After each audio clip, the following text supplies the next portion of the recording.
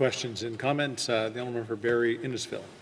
Well, thank you, Mr. Speaker. And we are really in a unique position today as parliamentarians. We have a front row seat to what many Canadians are seeing today as a government that is spiraling out of control, that is literally collapsing before us at a very important time in our nation's history. The NDP has an opportunity here to make the right decision for once, and not support this government, not show any confidence in this government. Later today, the fall economic statement is going to be presented, we think, we're not so sure anymore, but if it is, I am sure that there are mechanisms in which the leadership side of the government, the House Leader or others, could put it to a vote quickly.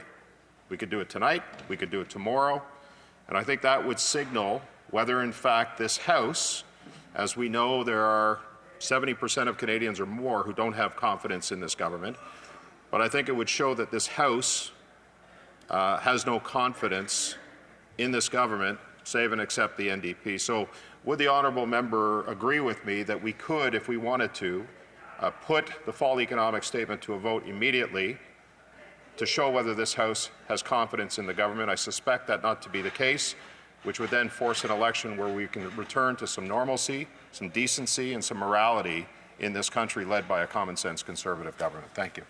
The member for Calgary Heritage. The honourable member from Barrie Innisfil is great, as a source of great wisdom. We need an election today.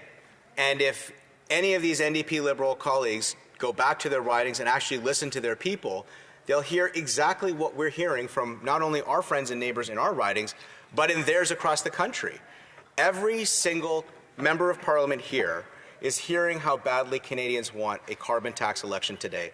And this fall economic statement does provide that opportunity. You know, I reflect on what the honourable member just said about our NDP colleagues.